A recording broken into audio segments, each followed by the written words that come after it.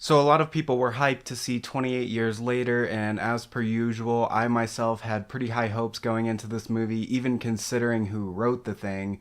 But as per usual, I was disappointed, and in some ways, even more disappointed than I expected. It's basically just a soft reboot of its predecessor because, according to this movie, there's only one that came before it. The movie's set on a small island fortified by the changing tides surrounding it, and it follows a young teen boy trying to find help for his ill mother in the wilderness of the zombie-ridden United Kingdom. From this point forward, I will be talking spoilers, so if you want my final verdict spoiler-free, skip to this time in the video. I guess I'll get the good stuff out the way. First and foremost, the style of cinematography and the action sequences in general feel like they got the entire crew from the original movie back to do this movie. It feels like 28 Days Later with the way they saturated the intensity. The performances are amazing, especially from Jodie Comer as Isla. She definitely sells the slowly deteriorating mental case, and I enjoyed her character the most. The movie is decently scary. It's just that zombie chase scenes get old and predictable really quick, but one thing I did like was that they added a new zombie type that has bone-chilling suspense to it.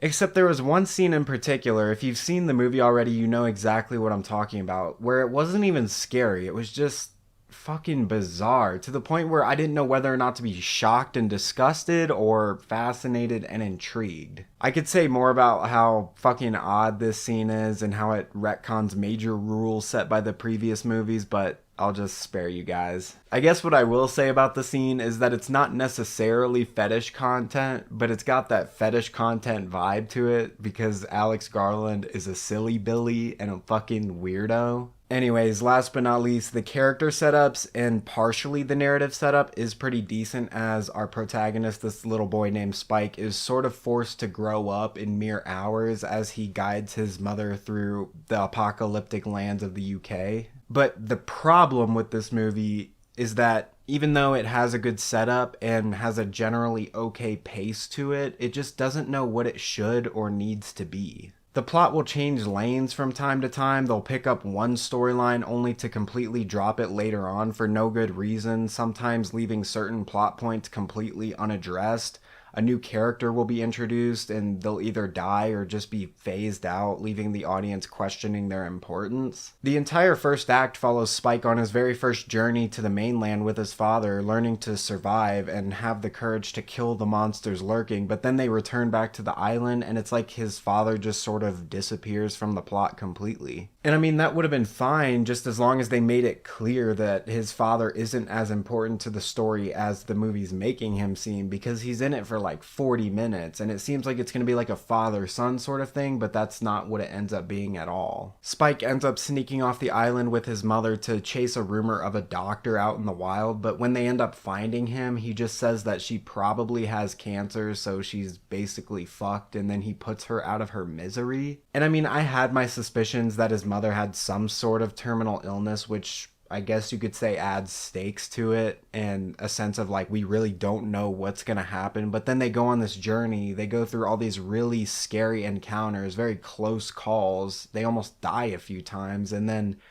at the end she just dies. It doesn't feel earned, and I'm just like, what was the point of all that? Then there's this Swedish Navy soldier that they run into, and then he just straight up gets killed. They give him like a half-assed memorial, and it just felt like his character had nothing to do with this story. It felt like he was there purely just to tie this movie into the original movie and to throw like a lore bone at like the 28 Days Later fans. And by the end, it just felt like the only thing that was accomplished was that Spike got a little more sharp in terms of his character, since, you know, he had to experience some tough situations and had to see some gruesome sights. Furthermore, I just wasn't that invested in the goal of the story. Like, I did like Isla, and I sympathized with her struggles, but I just wasn't that attached enough to believe that carting her around a zombie-infested frontier on the off chance that her terminal illness could be cured was justified. Then you have the sequel, which is coming out in only 7 months. This is starting to sound very familiar to a few of us. They end this movie with a cliffhanger, and the ending scene addresses the completely irrelevant opening scene to the movie, and the opening scene I think was played off pretty well, but it was just that by the end of the movie I had completely forgotten about it. This movie relies way too heavily on a completely different movie that hasn't even been released yet, which is just a recipe for failure, and it's just obvious that they're trying to milk it out.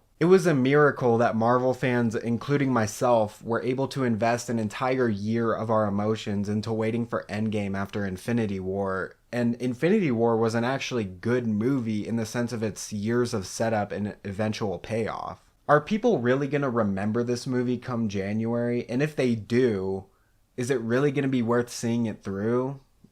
If I were a casual moviegoer, I wouldn't think so. Alright, enough with the foreplay. Let's talk about the variable that killed this movie. And it's a variable that, as the months go on, you will consistently notice throughout my reviews.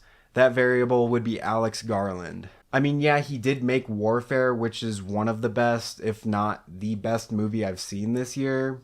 He's a great director, I'll admit that, but for the love of God, stop letting this man near a keyboard. He is a terrible writer. And do I need to remind you guys that he wrote and directed the movie Civil War last year, a movie which had a completely reckless underlying message behind it, so reckless in fact that I'm actually working on an analysis video about it. And again, it was propaganda designed to manipulate the emotions of American voters during an election year. Alex Garland is definitionally a propaganda artist and a warmonger. Full disclosure, it's obvious that I have a bit of a hate boner for Alex Garland, but it's like, how can I not when he makes a movie that glamorizes civil war in a country that he doesn't even fucking belong to? Oh, and I don't think I've ever mentioned this before, but Alex Garland is friends with Neil Druckmann, the soy boy porn-addicted cuck that nobody wants to be friends with right now.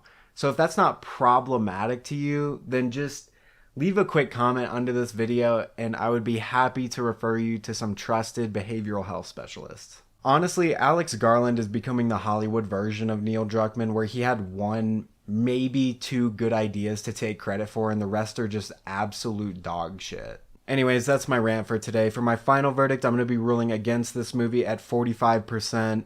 I honestly think that 28 Days Later is a bit of an overrated movie just because of how simplistic it is for a zombie movie. Usually zombie IPs have like really deep stories to it, like The Last of Us or The Maze Runner, but this one is just regular people surviving, and it's not the worst thing ever, it gets boring pretty quick. And I mean, already this movie is overrated. According to the promotional material for this movie, it's rated at 95% on Rotten Tomatoes, but I just checked and it says 89% on Rotten Tomatoes. It was like 92% when I had gotten home from the theater.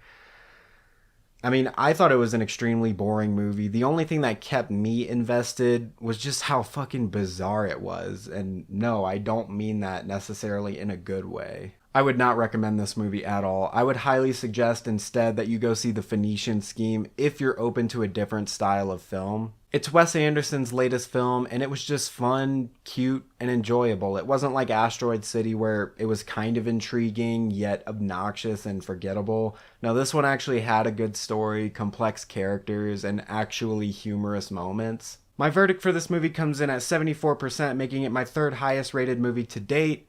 With all the borderline sewage I've seen this year, a movie directed by Wes Anderson that actually takes seriously the potential of Michael Cera is exactly what I needed. Otherwise, that's all for this week. If you enjoyed my review, please consider dropping a like and hitting subscribe, but that's all for this case. This court is adjourned.